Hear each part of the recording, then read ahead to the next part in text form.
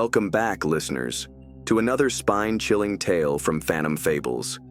Tonight, we venture into a forgotten place, a ward that should have been abandoned long ago, but remains trapped in the shadows of time. This is a story of mystery, horror, and unexplainable terror. Welcome to the Forgotten Ward. The uneven cobblestone ground against the wheels, each jerk jolting through the frosty forest air. Across the miles of 18th century Poland, tall trees bent beneath the biting winter gusts, and bare limbs scratched the gray sky. In the dimly lit interior of the carriage, 5 passengers rode, their breaths visible in the frigid air. "Do you really mean this, Samuel?" Leah broke the silence of the room as she grasped the edge of her seat. She wrapped the shawl about her shoulders again, trying to ward off the chill. Samuel, a lanky man in his mid-30s, pushed his round spectacles further up his nose and nodded reassuringly at her. "Leah, this is an opportunity of a lifetime. Zielonka Sanatorium holds secrets that no historian has dared uncover. Imagine what we could find." Leah scowled, but did not speak. Beside her, Rivka pulled her cloak tighter and looked out the window. The dense forest seemed endless, a black ocean under the growing twilight. "It's not the secrets I fear," Rivka whispered, her voice barely audible. "It's the stories." "What stories?" Hanuk, the youngest of the group, leaned forward, his curiosity piqued. Rivka hesitated, dark eyes flickering toward Samuel as if seeking permission. When he didn't say anything, she continued. "The Zielonka Sanatorium wasn't only a hospital. It was like a place where the lines of medicine and occult blurred. The patients went inside, but all of them were not coming out."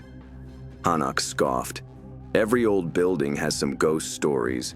That doesn't mean there is truth in them." "Perhaps," Rivka replied, her gaze returning to the window. "But legends often hold fragments of reality." Samuel sighed. "Legends or not, our focus is historical accuracy. Zielonka's closure during the plague of 1762 left many unanswered questions. It's our duty to uncover the truth."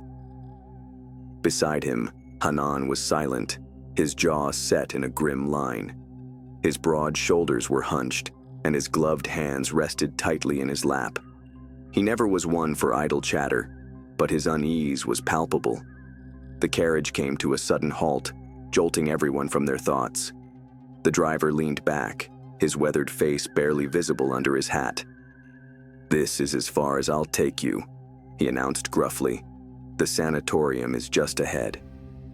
Samuel opened the door and stepped out into the biting cold. The others followed, their boots sinking into the snow as they surveyed their surroundings. Before them stood the Zielonka Sanatorium, an imposing structure of crumbling stone and shattered windows. Vines snaked up its walls like veins on a corpse, and a rusted iron gate hung open, swaying in the wind. "Charming," Hanuk muttered, adjusting his coat. Samuel ignored the remark and approached the gate. Pushing it open with a loud creak, he gestured for the others to follow. "Let's not waste time." The interior of the sanatorium was worse than they had imagined. The air was heavy with the smell of mildew, and broken tiles crunched underfoot as they entered the main hall.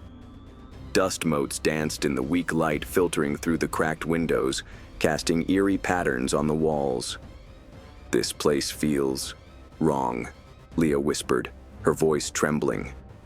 Samuel turned a deaf ear to her and consulted his notebook. The records show that the administrative offices were located on the 2nd floor. Patient files or letters may be there if we are fortunate. "What about the ward?" Rivka asked, her voice uncertain. Samuel cast a glance at her. "The Forgotten Ward? That's just a myth." "Is it?" Rivka asked insidiously. Hanuk threw up his hands. "Let's get down to the work we were invited here for. Ghost stories must wait." The group separated to cover more ground. Samuel and Leah went upstairs while Rivka, Hanuk, and Hanan explored the ground floor. As Samuel and Leah climbed the creaking staircase, the sound of their footsteps echoed ominously. Leah clutched the railing, her knuckles white. "Samuel, I have a bad feeling about this." "You always have a bad feeling," Samuel replied, though his own nerves were beginning to fray. Rivka halted in front of a heavy wooden door on the ground floor. Its surface was scarred and blackened, and she listened with her ear against it. Her heart thudded. "What is it?" Hanan asked, his deep voice startling her. "I thought I heard something," she admitted, stepping back. Hanuk snorted. "Probably just rats." Ignoring him, Rivka opened the door, pushing it to the side. The room past it was some sort of storeroom filled with rotting furniture and busted equipment. Still, as she got used to the dimness, she did see something rather unusual. A bunch of symbols were carved into the wall. "Here," she said, beckoning them over with her hand. Hanan pushed past her. He furrowed his brow, studying the carvings. "This looks ancient." Hanak came up behind his brother, glancing over Hanan's shoulder. "This could just be graffiti." "No," Hanan said sharply. "This is deliberate. These symbols mean something." Rivka ran her fingers over the carvings, feeling a chill run down her spine. "They're protective wards, or warnings." Hanuk's skepticism faltered as if the room temperature dropped. "Let's find Samuel," he suggested, his voice tight. Meanwhile, Samuel and Leah entered the administrator's office. The room was surprisingly intact, with a massive oak desk and shelves lined with dusty ledgers. Samuel began sifting through the papers while Leah inspected the room. "Samuel," she said suddenly, her voice urgent. He looked up to see her standing by a large painting on the wall. It depicted a group of doctors and nurses gathered around a patient. But there was something unsettling about their expressions, something almost predatory. "What is it?" he asked, joining her. Leah pointed to the corner of the painting, where a shadowy figure stood, barely visible. "That wasn't painted by accident." Samuel furrowed his brow, his mind racing. "It could be a trick of the light." "Or it could be something more," Leah said. He didn't get a chance to answer when a loud crash echoed from downstairs. Samuel grabbed his lantern, his heart pounding. "Let's go." The group reunited in the main hall, where Rivka and Hanan recounted their discovery of the symbols. Samuel listened intently, his expression growing darker. "This place is more than just an abandoned hospital," he said finally. "We need to proceed with caution." As they spoke, a faint sound reached their ears, a low, guttural moan that seemed to come from deep within the building. "What was that?" Leah whispered, her face pale. No one answered. The sound grew louder, closer, until it was unmistakable, the agonized wail of something not entirely human. "Run," Samuel said, his voice barely audible. The group ran away, the echo of their footsteps in the deserted corridors. However, no matter how far they ran, the sound followed them relentlessly and doggedly. And then, just as it had started, the noise ceased. Breathless and frightened, they found themselves in front of a locked door. Above it, a rusted plaque read 2 words: "The Forgotten Ward." The heavy silence around the rusted door of the Forgotten Ward was suffocating, as if the sanatorium itself were holding its breath. Rivka reached out to touch the tarnished plaque, her fingers trembling, but Samuel grabbed her wrist, his grip firm. "Don't," he whispered. "What are you afraid of?" Rivka asked, her voice barely audible. Samuel glanced at the others. Leah's face was pale, eyes darting nervously between the door and the shadows of the corridor. Hanak fidgeted with the hem of his coat, his usual confidence gone and replaced with an uneasy restlessness. Even Hanan, stoic and steadfast, looked away from the gaze of others. "It's not fear," Samuel said after a moment, though his tone betrayed him.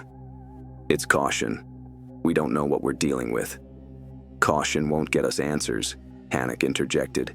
his voice shaking slightly despite his bravado. Leah shot him a glare. "And recklessness will get us killed."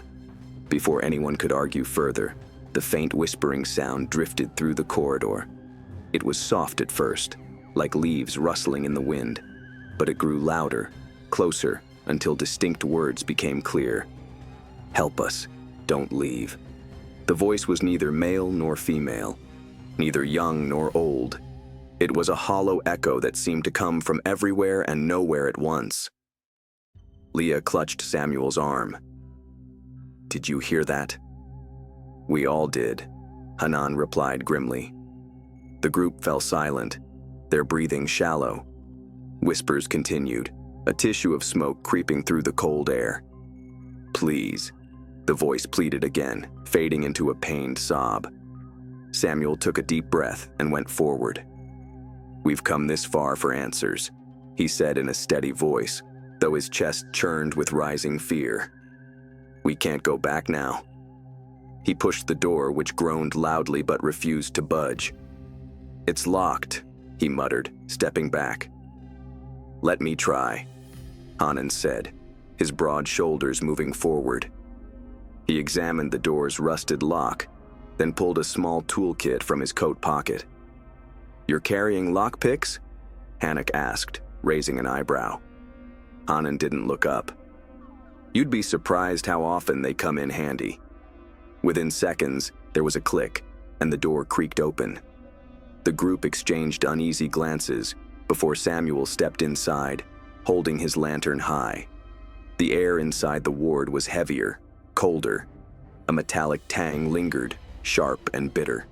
The flickering light from Samuel's lantern revealed rows of rusted hospital beds, their frames twisted and broken. Dark stains marred the floor, their origin uncomfortably obvious. "This place," Leah started to say, but left it there because she couldn't find the right words. "Whatsoever happened here," Rivka said, with a hollow in her voice, "wasn't natural." Walking further into the ward, Leah and Rivka noticed something off. The walls were covered with symbols like Rivka and Hanan had previously found. Yet these were different. They are larger and complicated, as though the person carving the symbols was hoping to convey whatever it was necessary to convey through them. "These aren't just warnings," Rivka breathed, her eyes wide. "They're a seal." "A seal for what?" Hanak asked, though he wasn't sure he wanted to know the answer. Rivka was poised to respond when a loud crash boomed through the ward, sending a squawk of startled crows from the broken windows. The group spun around, their lanterns casting wild shadows across the room. "Did anyone else see that?" Leah breathed, clutching Rivka's arm.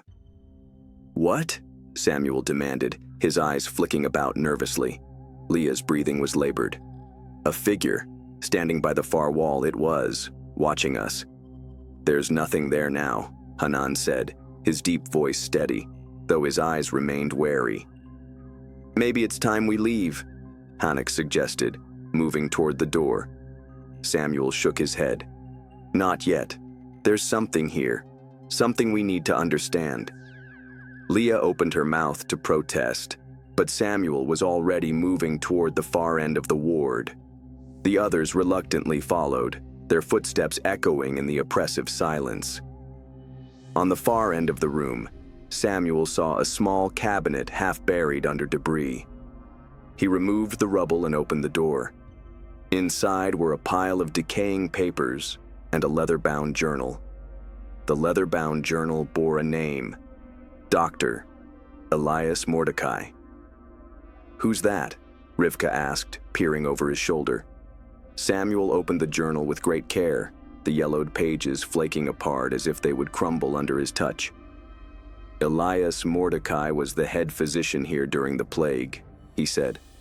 "He was controversial, to say the least." "How?" Leah asked. Samuel flipped through the pages, furrowing his brow. He believed the plague wasn't a disease but a curse, something supernatural. He conducted experiments. "Experiments on the patients?" Rivka asked, her voice shaking. "Yes," Samuel nodded grimly. He thought he could break the curse by sacrificing the infected. He called it a necessary evil. "That's insane," Hannock whispered, his face pale. Samuel continued reading. "There's more. He mentions the forgotten ward as the epicenter of the curse. He believed the ward held something, or someone, that was the key to stopping it. No one else could get a word in edgewise, the whispers growing louder and more insistent. You shouldn't have come." They were motionless, wide-eyed with horror. The voice seemed to be coming from the walls themselves, vibrating through the air like a warning. "We have to get out of here," Leah urged, but it was too late. The door to the ward slammed shut behind them with a deafening crash. The lanterns danced wildly in the draft, casting erratic shadows across the room. A cold wind swept through the ward, bearing with it the faint sound of sobbing. "Who's there?" Samuel called, his voice shaking. The crying grew louder, becoming a raw wail. From the corner of the room, a figure emerged, a pale, emaciated woman in a tattered hospital gown. Her eyes were hollow, her face gaunt, and her mouth twisted in silent agony. "Help me," she rasped, her voice barely audible over the howling wind. Leah screamed, stumbling backward into Rivka. Hannock grabbed a rusted pipe from the floor, though his hands were trembling. "What do you want?" Samuel demanded, though his legs felt like lead. The apparition raised a skeletal hand, pointing toward the journal in Samuel's hands. "You must finish." "Finish what?" Rivka asked, her voice trembling. "Free us," the ghost whispered before disintegrating into a swirl of ash and smoke. The group stood in stunned silence, their hearts pounding in unison. Samuel looked down at the journal, his mind racing. "What did she mean by finish?" Hanan asked, his voice steady but his eyes betraying his unease. Samuel flipped through the journal, his hands trembling. "There's something here. A ritual. Mordecai believed it could end the curse, but he never completed it." "Why not?" Rivka asked. Samuel hesitated. "Because it demanded a sacrifice." Leah's face went pale. "A human sacrifice?" Samuel nodded. He believed the curse was linked to a particular patient. The ritual needed their life to seal the ward and keep the curse locked in forever. Hannock shook his head.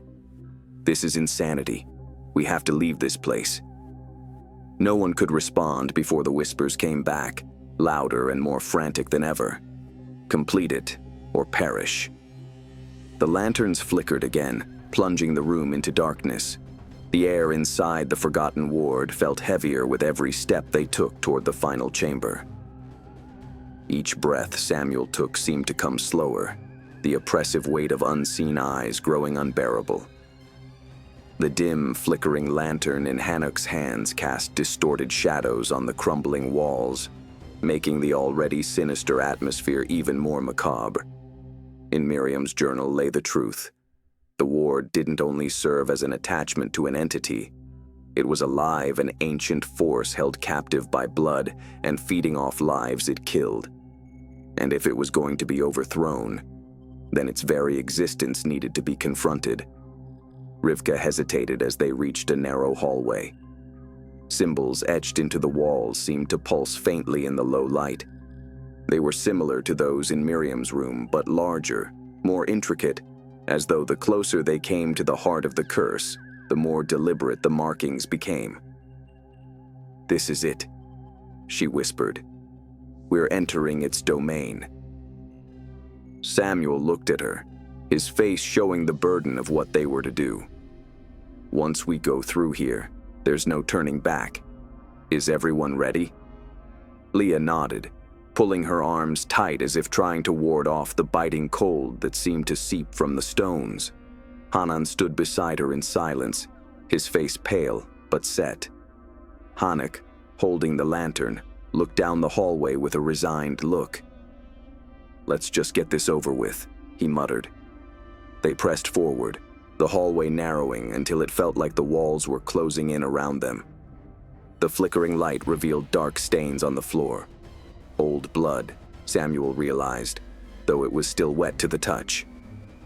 "What kind of place is this?" Leah whispered, her voice trembling. "Not a place," Samuel replied grimly. "A prison." The hallway ended abruptly at a heavy iron door, its surface etched with symbols that seemed to writhe as they approached. A low hum resonated from beyond, a sound that seemed to come not from the room itself, but from within their very bones. "This must be it," Samuel said, gripping the door handle. Hannock moved forward, the lantern he held casting a faint light over the symbols. "Wait, if this is the center of the curse, it could be guarded. What if opening it triggers something?" Samuel paused and turned to Miriam's journal. The last pages detailed a ritual chamber, a place in which the curse's essence was stored. But the instructions for entry were vague, almost as if Mordecai had intentionally left out crucial details. "We can't do otherwise," Rivka said. "If we do not stop it here, then it will spread all over. It has already taken so much from us." With a deep breath, Samuel opened the door. The room beyond defied explanation. It was circular, with walls of polished stone that seemed to glow like black mirrors. In the center stood a raised platform, atop which lay an ancient altar carved from a single slab of dark, porous stone. Grotesque statues surrounded it, their forms twisted and monstrous, as if they were sculpted from the nightmares of a madman. On top of the altar sat a single object, a chalice, its surface glistening with what looked like fresh blood. The air around it shimmered faintly, as if it was radiating an unnatural heat. "This is the source," Samuel said, his voice barely above a whisper. The door slammed shut, deafening with a crash that made Leah let out a screaming turn, realizing there was no handle from this side to unfasten and open. They were trapped.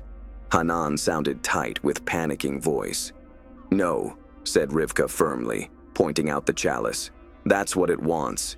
Here now is the source of the curse, waiting there for us in order to seal it off, or feed upon it." Samuel opened the journal again, his hands shaking as he read the final passage. "To sever the curse, one must willingly take it into themselves. The vessel shall be bound, and through the spilling of their own blood, the darkness shall be sealed for eternity." "It's a sacrifice," he said, his voice hollow. "One of us has to take the curse into our body and die to destroy it." The words hung in the air like a death sentence. Leah shook her head violently. "Number. There has to be another way. We've come this far. There has to be another way." "There isn't," Rivka said, her voice steady but filled with sorrow. "The curse demands a life. That's how it was created, and that's how it must end." Samuel looked at her, his heart sinking. "Then I'll do it." "No!" Rivka stepped forward, her eyes blazing with determination. "You've led us this far. If anyone should do it, it's me." "Rivka." "I'm not arguing, Samuel," she snapped. "We've all lost so much, but you still have a future. You have to live to make sure this never happens again."